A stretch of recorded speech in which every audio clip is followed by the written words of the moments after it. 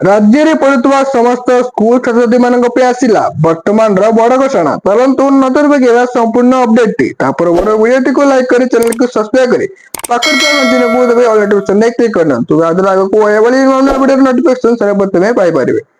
राज्य सरकार निर्देश क्रमे चलित शिक्षा वर्ष 2024-25 राज्यर समस्त सरकारी और सरकारी अनुदान प्राप्त विद्यालय में पढ़ुवा प्रथम रु अष्टम श्रेणी छात्री को टी सार्ट पैंट जता टोपी और परिचय पत्र मिल यार सुविधा राज्यर अनुसूचित जाति और जनजाति विभाग अधीन समस्त विद्यालय छात्री पाइबे।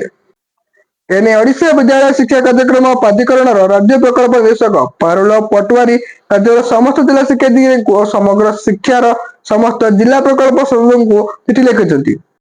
जड़े छात्र बा छात्री पिछा खर्च हे 500 टंका से 200 टंका मूल्यर हले जता और 2 हल मौजा 250 टंका गोटे टी सार्ट और ट्रैक पैंट और 30 टंका मूल्यर गोटे टोपी ब्रांडिंग सहित 20 टंका मूल्यर गोटे परिचय पत्र रही। चिठी आहरी उल्लेख रही कि सरकारी विद्यालय मानक अध्ययनरत समस्त छात्री तथा अनुसूचित जाति और जनजाति और दारिद्र्य सीमारेखा तले समस्त बालक मान क्षेत्र में खर्च होता 500 टंका मध्य 100 टंका समग्र शिक्षा योजना भरणा हेबो।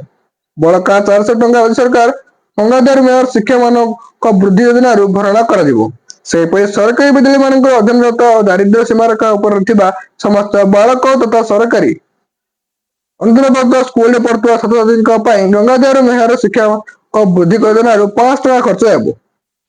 जड़े छात्र कि छात्री पिछा खर्च हेबो 5 टंका। एवं किसी आम इनफर्मेशन जब आपको वीडियो देखा चैनल को सब्सक्राइब कर क्लिक करना।